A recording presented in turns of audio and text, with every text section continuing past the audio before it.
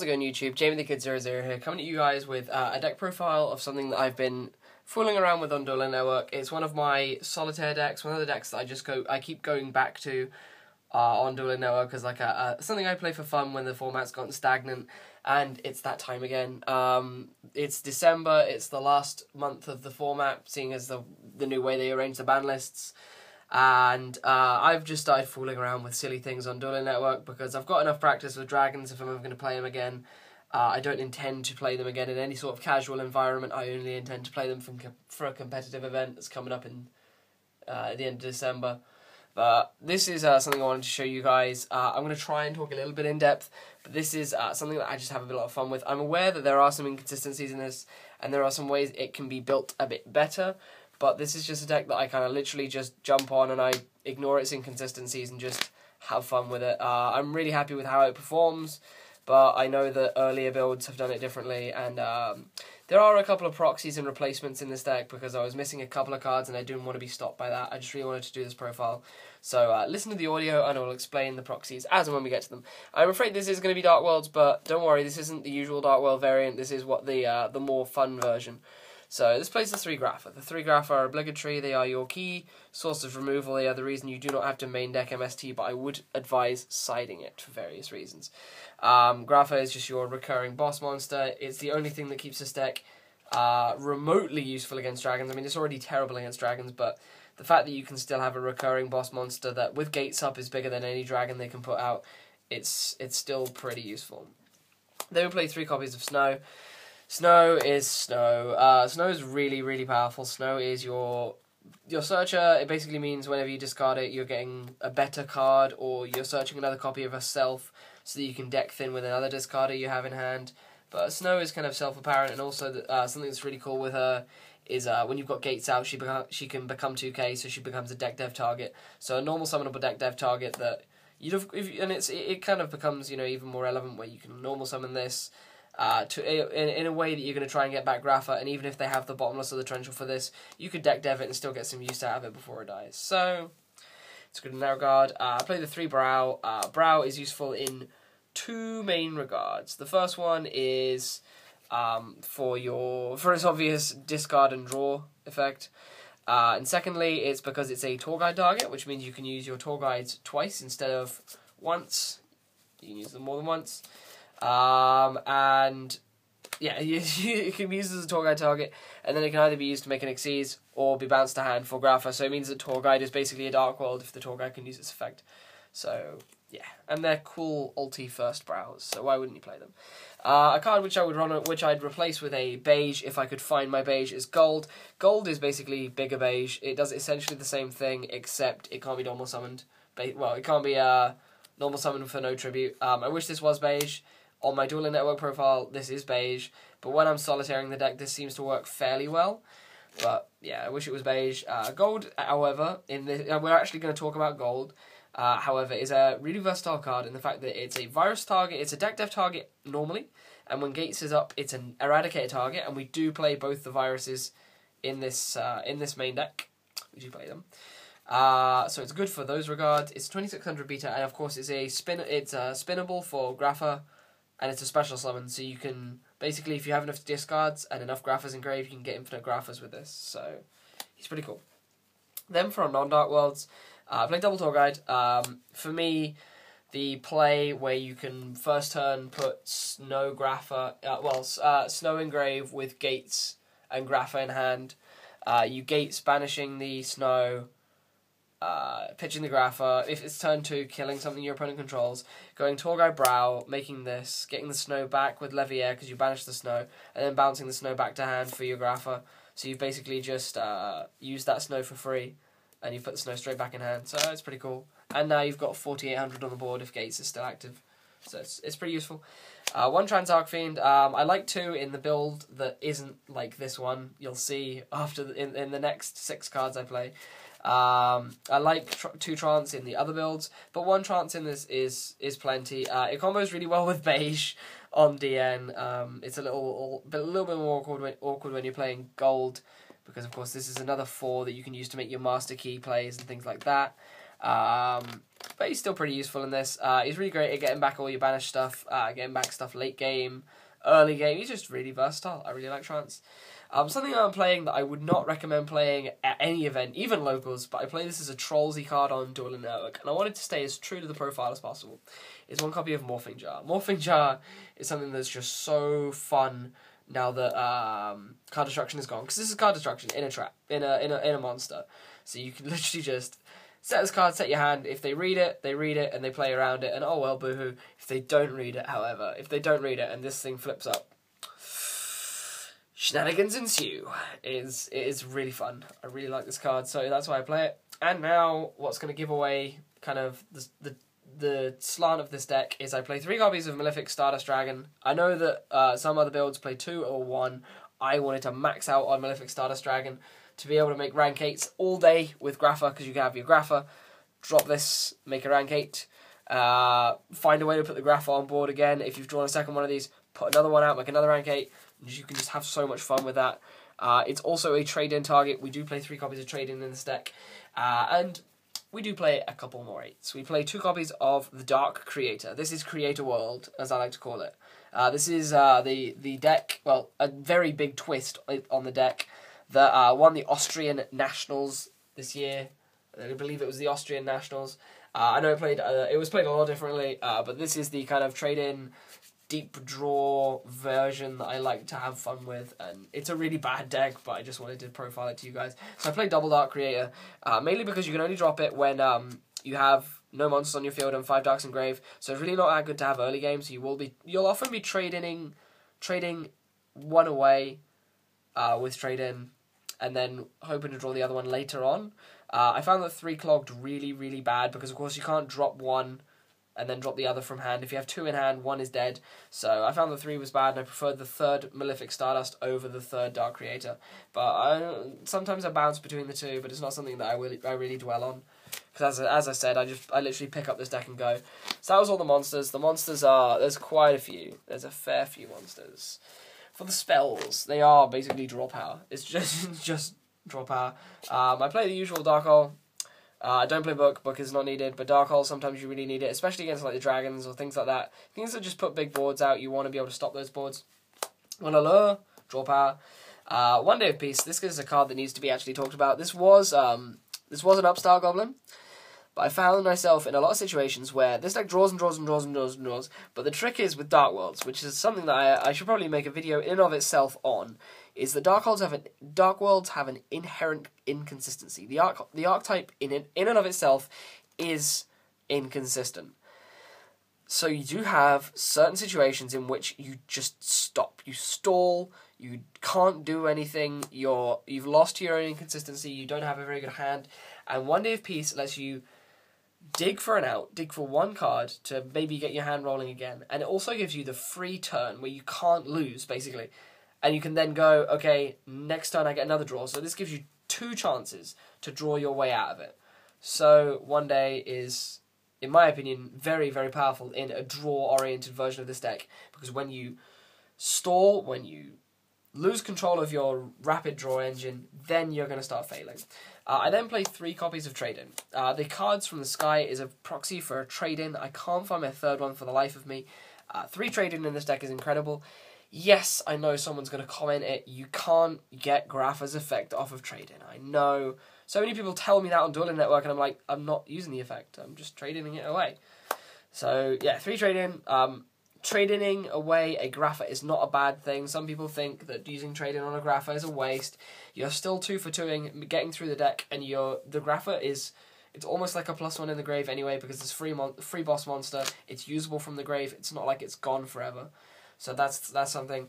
I do still play the 3 Drag Down into the Grave. A lot of people dislike Drag Down into the Grave in tandem with the Dark Creators and the Malefic Stardust Dragons. My retort to that is I try and drop my Malefic Stardust Dragons as quickly as possible and make Xyz plays with Grapha as quickly as possible. So they're usually out of my hand as fast as I can physically get them out. I try and play this deck very aggressively because Torrential is at 2, but we ignore Torrential because we can get our boss monsters back for free. You do play aggressively in this deck and take risks, but it's half the fun of it. So I try and aggressively rush my stuff out of my hand, and yes, Dark Creator and Trance Archfiend and Tour Guide and Morphing Jar are cards that really do clog this card up, but it's something that I really do like, even if I have to take the loss of someone discarding a Tour Guide or a Morphing Jar out of my hand. Often turn 1, I will still activate this if there's no way I can clean my hand, just so that I can see my opponent's hand and see what they're playing and see what they have, because that knowledge allows me to better set up my field to deal with the cards they have.